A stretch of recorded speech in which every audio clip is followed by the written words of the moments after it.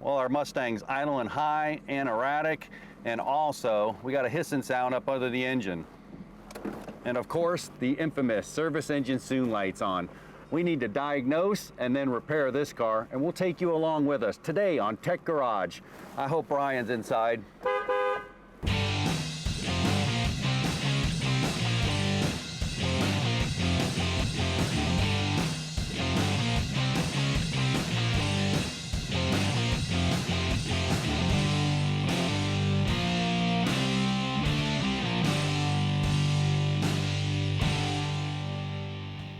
Welcome to Tech Garage, presented by Advance Auto Parts. Well, our Mustang's not feeling too well.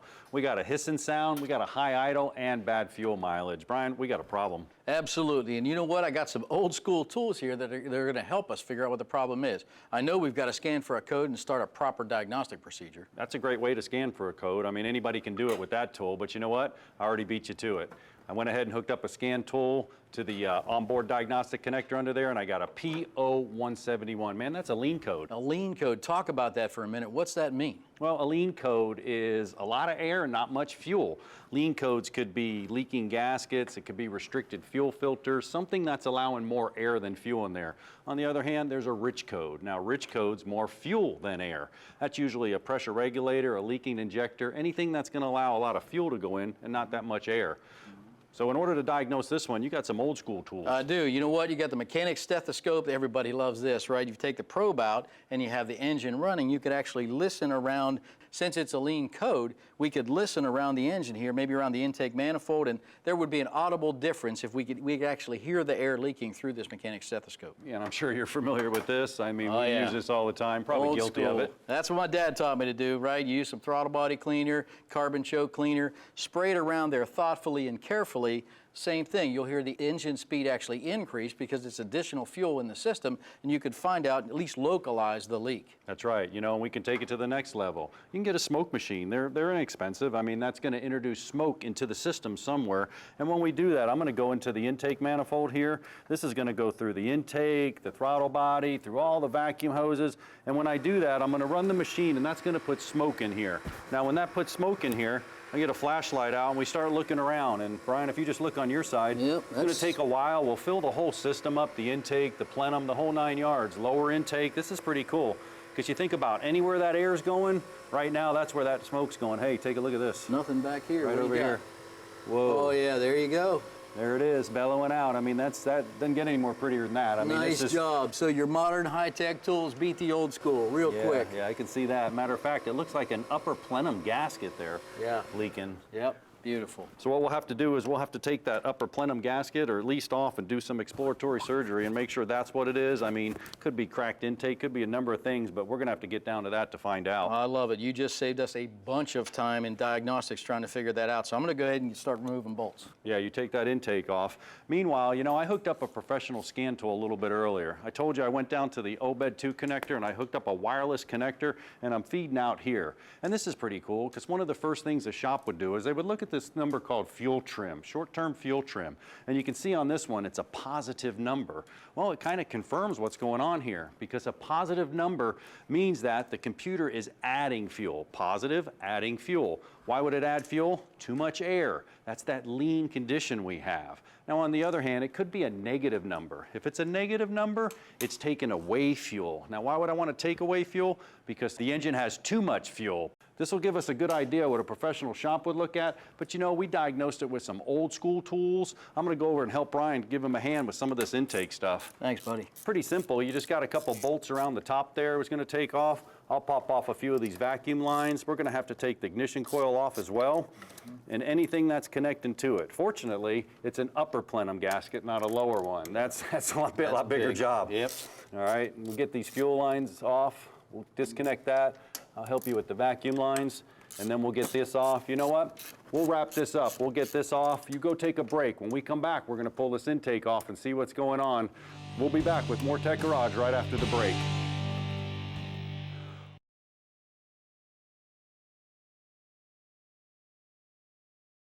Tech Garage, presented by Advance Auto Parts, is being brought to you by Airlift. Tow and haul with safety and comfort. dustless blasting. It's the future of surface preparation. Evapo-Rust, super safe rust remover.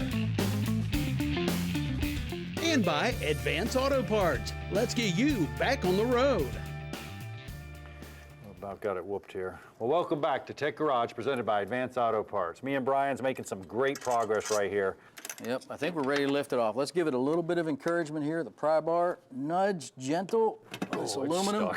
We're good. Yep, let me get my air intake off. Yep. Good. Get your vacuum All the hoses there. connectors are loose. All right. Let's look for some evidence. Oh, there's all the evidence you need right there. Check this out. Yeah. Oh, no. Wow. We got RTV and a gasket. Not a good combo. That's a problem. I'll tell you never what. want to do that. I'm going to go over there and get this one cleaned up a little bit. I think that's not a good mix, Brian. Yeah, amen to that. Okay, so I'll tell you what, while he's prepping that, I'm going to go ahead and get the surface area cleaned here.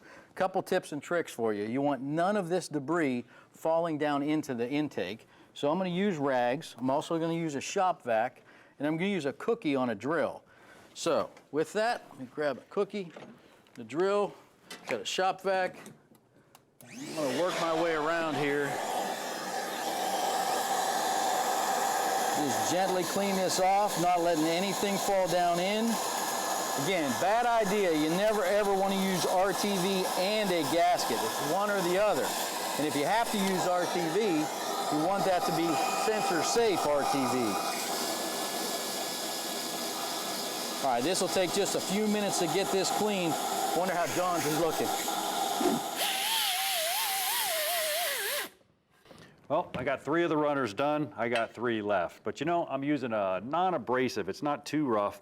Cookie kind of cleaner here. It's an air cleaner. You got to be really careful when you're doing this because this is aluminum. So if you grind on it too much, you're actually going to cause an indentation and you'll cause a vacuum leak. You don't want that to happen. You can use a scraper, a razor blade, or even get some gasket remover. Put it on there, let it soften it up, and then remove it. I'm going to go ahead and finish up these 2. Get them nice and clean. I'm moving it pretty quickly and I'm working it as I go around so I don't burn into the aluminum. I want to stop right here for a minute because this is actually the one that was leaking in the front, and you can see here where the actual has been going through the vacuum leak. You can see the little mark there. Probably too much RTV on one side or the other. Might not even have been gasket failure. That's why Brian said RTV or a gasket, either one. Let me finish up getting this cleaned up.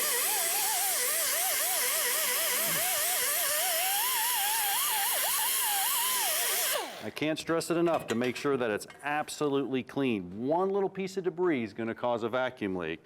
Then you just take your gasket, and you can actually see this one here. It's got all the O-rings on here. I mean, it's a good Felpro gasket, everything. It's got a steel backing in there. Not going to have a problem. Match it up, make sure it's going to work. All I got to do now is tote this over to Brian and go ahead and install it. All right, great. John, I got this deck equally clean over here. I think we're ready for the gasket, buddy. Well, we got it all right here for you. Got the gasket. It'll pop on those little clips. That's nice because it holds it in place. Perfect. And here's a spotless intake mouth. Sure you don't want some RTV?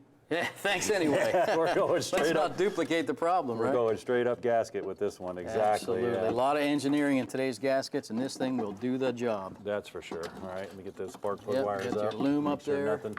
Really cool. You kind of feel that where it's nice and snug in there. That's good. You know you're not on something. Take a second look around. Put your bolts in. We got a whole pattern. Now the cool part is we went to MotoLogic, and on that website, anytime you do any kind of really engine work, intakes, exhaust, manifolds, you're going to need a torque specification. And you can see it right there. It says the upper intake manifold, stage 1 is going to be 89 inch-pounds. Stage 1, 89 inch-pounds. Then stage 2, rotate them an additional 90 degrees. So, you know, you can use an angled torque gauge, but we just show 90 degrees. Take your torque wrench, pull it 90 degrees, it'll be good to go. Also, there's a sequence. You can see 1, 2, 3, 4. Now there's a pattern to this. If you don't have all this information, I would really like to have the torque specifications, but the sequence, you can work from the middle and go back. How you coming here? Absolutely. We're moving right along. And it is just like, you say you're tightening down a head, you always work from the middle and go out. Same thing here. We want to distribute the load evenly and follow those torque specs specifically. And I'll tell you what, after we smoke this one, we're going to pull in our project, RSX Resurrection. We'll be right back with more Tech Garage presented by Advance Auto Parts.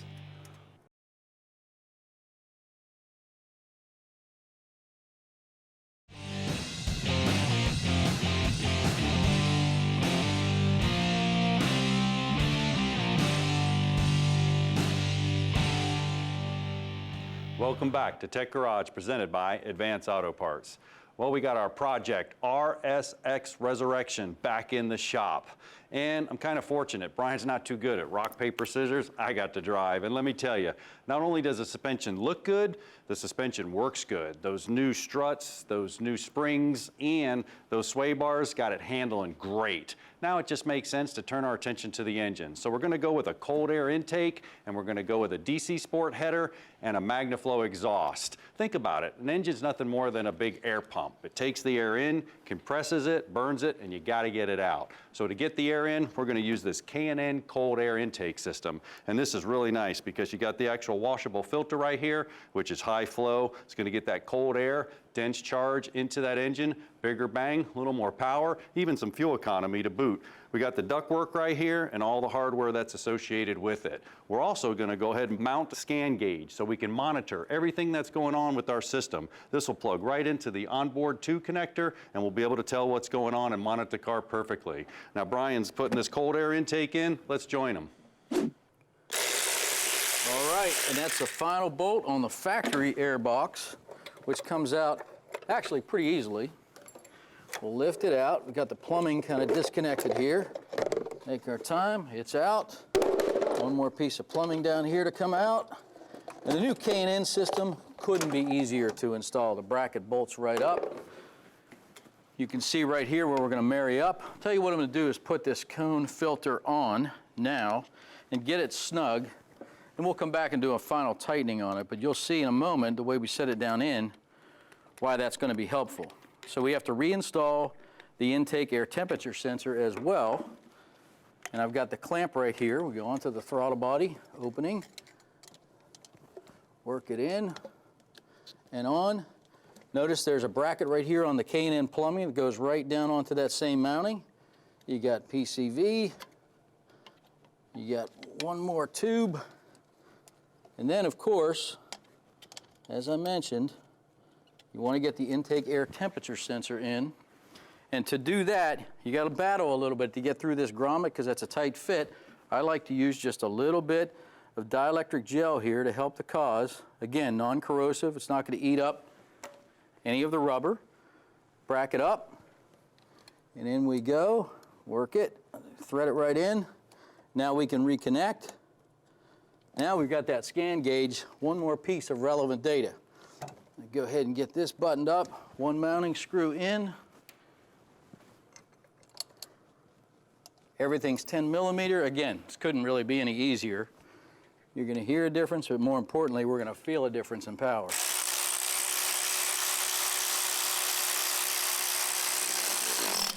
Good. Come back. We get our hose clamps tight, and we're on our way. Now Brian's got the cold air intake on our Acura. Well, what did that do? It allowed the air to come in. We've been talking about that volumetric efficiency. We'll take a deep breath. It doesn't do any good to hold it. It has to come out. And that's how an engine works. And DC Sports and MagnaFlow, well, they sent us a setup here that's going to do just that. Headers are really cool. But to see, they're not just cool looking. They actually serve a function. Each one of these runners create a pulse of air. So as it's going through the exhaust, the next pulse is right behind it. It's creating a vacuum. So we're getting a lot of those burnt gases out of the cylinder. Then what we're going to do is we're actually going to wrap it with this DEI wrap here. That's going to actually reduce temperatures. And it's important here because it's right next to the firewall of the car. We'll use the lock ties and the tool. We'll put some wrap on here. Actually, it'll flow a lot better. The heat will keep in there and everything will be in good shape.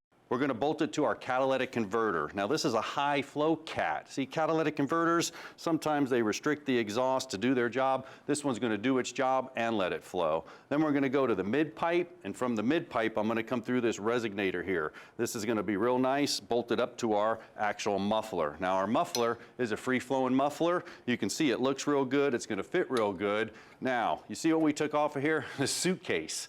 Not only is it ugly, it's not going to flow the exhaust and do the job that this system's going to do. We need to get this on so we can get that exhaust out. All right, there's both O2 sensor connectors. We got new ones on the way from Advance. I'll tell you, the worst part of this exhaust system upgrade so far has been that new header. Tight area to work in, but we got the old exhaust manifold off, got the surface cleaned up, new header is on, gaskets are in, it's torqued to spec, and after we heat cycle this once or twice, we'll come back and torque tighten those again. Next step is to remove this old kind of lame exhaust system. Here's a trick Uncle John taught us a few years back. Take your channel locks, go onto your hanger, onto the back of the rubber mounting, and work and press this right off. Okay, now the good news is we can lay this right at this cross member. It's going to hold the weight up on the front. If you're working by yourself, you're going to need that advantage. We're going to head to the back now and switch tools. And we have one more hanger back here. You can see, you remember John had the old suitcase exhaust already removed. Here's our hanger here. I'm going to tap it out. Well, that thing moved, of course. Okay, it's out. Now, we can set this system out and down. All right. So if you're installing this system by yourself, you could certainly build it in components, no shame in that, but we've got some help. So we've got it pre-assembled, nothing's tight, nothing's torqued. We've got to give it a little flex. So, hey John, you got a minute? Yeah, absolutely. All right. Man, this thing looks so much better, the diameter, and it even looks faster. It really does. So we still have got some PB blaster on our hangers, which is really helpful here. Give me a little angle down. You got it? Slide right in. Yep, that joker's going on nice. All right. Great. We're in here. Good job. Coming up to the back, I've got one hanger to hit. I'm gonna get that installed, and then we'll get the tailpipe going. All right, I'm in, John. I'm married right up with that exhaust. There's a gasket for you. Awesome. There's some Got the bolts for you. Tailpipe comes Man, look at that thing. Fits like a glove. right up and in. Now I'm going to wait on my hangers so you get everything you need. Oh, I need the gasket. Yep, make sure you put the gaskets in. You got to make all those connections tight. I think we're going to get this system pretty hot. Yeah, that's for sure. So want to make sure we got good connections everywhere. All right. Think about how much more air we're flowing through this K20, John. Yeah, big time. I mean, this is going to give us performance, and you know, if we drive it sensibly, it's also going to give us gas mileage. It's pretty cool. Yeah, good point. All right, I got this one all lined Sound up. really good. You and the Okay, hanger I'm going to back hit there? my hanger here, and we're all set, buddy. Man, that thing looks great. I can't wait to hear this thing, Brian. And you know, you're gonna have to wait till next week to hear it. You don't wanna miss that. Well, I'm gonna head over to Burnyzz. Join us there. I'll be right back with more Tech Garage presented by Advance Auto Parts.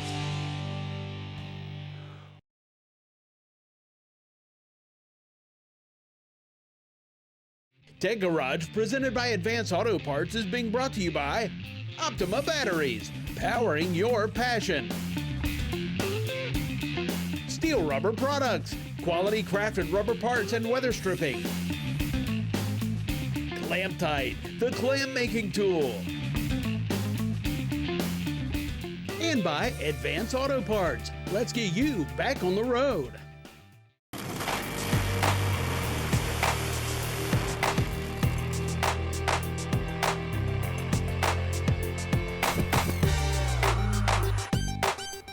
Welcome back to Tech Garage presented by Advance Auto Parts. Now this performance playbook's all about air fuel mixtures, intake, exhaust, and computers. Remember we scanned our actual Mustang and got a code? You got computers too, Josh. Tell us, what are these computers doing on this A-Fuel dragster?